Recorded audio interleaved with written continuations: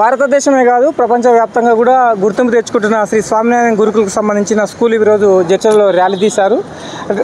Main ఏంటంటే స్వామినారాయణ గురుకుల్ దేనికి ప్రత్యేకం అంటే భారతదేశము, సనాతన ధర్మము, సంస్కృతి అనేది బేసిక్గా నేర్పిస్తుంటారు పిల్లలకి.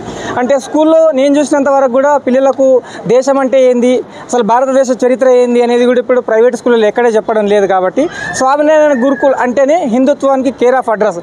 అలాంటి స్కూలు ఈ సంవత్సరం రిలీజ్ చేసిన సిబిఎస్ఈ ఫలితాలలో దేశవ్యాప్తంగా 5వ స్థానం, ఉమ్మడి మహబూబ్నగర్ జిల్లాలో మొదటి స్థానం నిలిచిన సందర్భంగా వాళ్ళు భారీ ర్యాలీ తీశారు. ఈ ర్యాలీకి సంబంధించిన విశేషాలు మనము స్వామినారాయణ గురుకుల్ ప్రిన్సిపాల్తో మనం మాట్లాడదాం. నమస్తే సార్, కంగ్రాచులేషన్స్.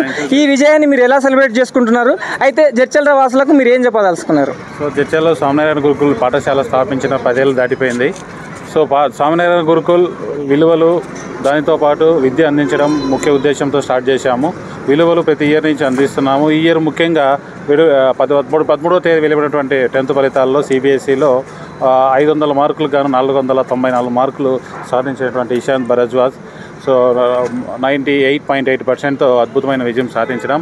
దీనికి జడ్చర్ల మహబూబ్నగర్లో పేరెంట్స్ అందరూ సపోర్ట్ చేయడం, టీచర్లు, మేనేజ్మెంట్ సపోర్ట్ చేయడం వల్ల ఈరోజు వచ్చేటువంటి రిజల్ట్స్ హ్యాపీగా ఫీల్ అవుతుంది. అంటే స్వామినారాయణ గురుకుల్లోనే పిల్లల్ని ఎందుకు చదివించాలనే దానికి ఏం సమాధానం చెప్తారు? ఎడ్యుకేషన్ ఎక్కడైనా దొరుకుతుంది, బట్ వాల్యూస్ అనేది ఇప్పుడున్నటువంటి ఇండియన్ కల్చర్లో ఎక్కడ వాల్యూస్ ఫాలో అవ్వట్లేదు. విద్యార్థికి ఎడ్యుకేషన్తో పాటు వాల్యూస్ అనేది ఇవ్వాలి. బయటికి ప్రపంచంలోకి వెళ్ళినప్పుడు నైతిక విలువలు ఉన్నప్పుడే స్టూడెంట్ ఫర్దర్గా డెవలప్మెంట్ ఉంటుంది స్వామినారాయణ గురుకుల ఉద్దేశం.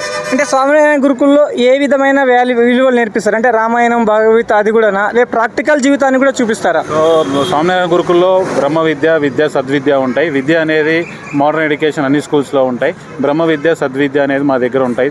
సద్విద్యలో తల్లిదండ్రులని, బయట ఉన్నటువంటి సమాజాన్ని ఎలా గౌరవించాలి, ఎట్లా వాళ్ళతో ప్రవర్తించాలి అనేటువంటి దాంట్లో టీచ్ చేస్తాం. మిగతా దాంట్లో శ్లోకాలు, బ్రహ్మ విద్యకు సంబంధించిన వాటిల్లో భగవద్గీత శ్లోకాలు, ప్రపంచం, భక్తి వీటన్నిటి మీద వాళ్ళకి అవగాహన కల్పిస్తాం. అంటే కొందరు ఏమంటారంటే భగవద్గీత రామాయణం భూవ పెడుతుందా అని అంటారు.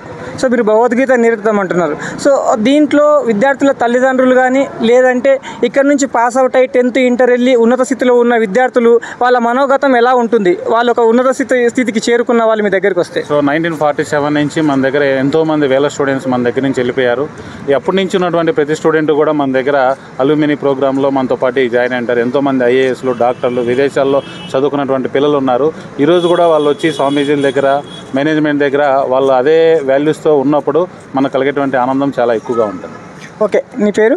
రితిక్. ఓకే, ఎన్ని మార్కులు వచ్చాయి? నాకు 450. సో ఏమనిపిస్తుంది? ఈ ప్రిన్సిపల్ సార్ మాకు బాగా హెల్ప్ చేశాడు. ఈ ఇయర్ స్టాఫ్ చాలా చేంజ్ అయింది.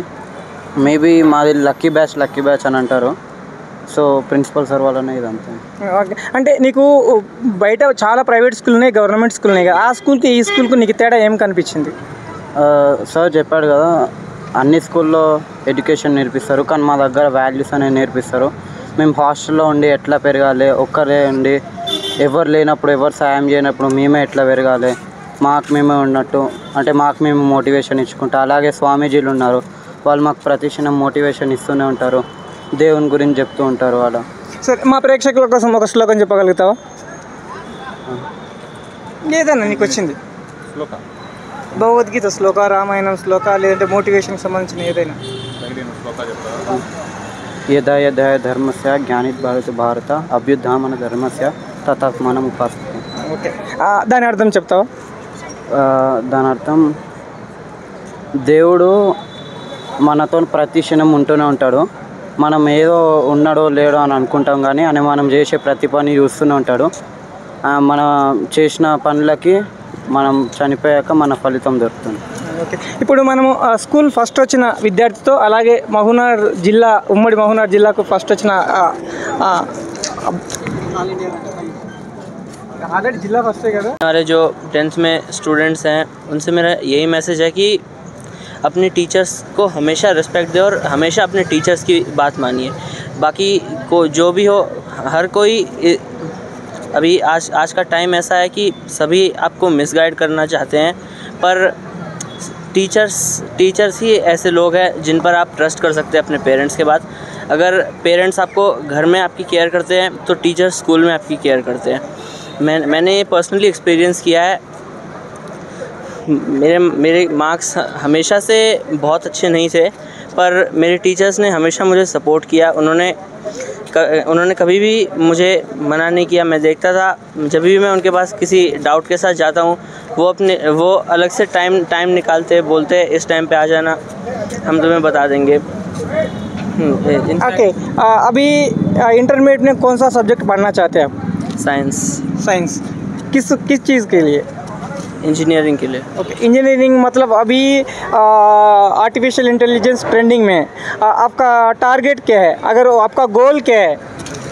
मेरा गोल है मुझे న్యూక్లియర్ ఇంజనీరింగ్, కెమికల్ ఇంజనీరింగ్ और AI पे మొత్తంగా ఉన్న ప్రతి ఒక్కరికి ఈ వేదిక నా రిక్వెస్ట్ ఏంటంటే, స్కూల్లో ఒక 5 నిమిషాల సమయం కేటాయించి ప్రతి క్లాస్ టీచరు మొదటి పీరియడ్లో ఒక శ్లోకం లేదంటే వాళ్ళ జిజ్ఞాసను పెంచే విధంగా ఉండే ఒక శ్లోకం కానీ ఒక టాస్క్ కానీ ఇచ్చి దాంట్లో వాళ్ళకి నిష్ణాతులను చేస్తే, ఇప్పుడు చిన్నదానికి స్ట్రెస్ అని ఫీల్ అయిపోయి సూసైడ్ చేసుకునే వాళ్ళు చాలామందిని మనం ఈ మధ్యకాలంలో ఎగ్జామ్ మూమెంట్లో చూస్తున్నాం. కనుక పిల్లలకు స్ట్రెస్ని రిలీజ్ చేయగలిగే వ్యక్తి ఒకే ఒకరు, వాళ్ళ క్లాస్ టీచర్ మాత్రం. ఎందుకంటే తన మానసిక పరిస్థితిని దగ్గర నుండి పరీక్షించేది, పరిశీలించేది, తన తెలివిని కూడా గుర్తించేది ఒక టీచరే.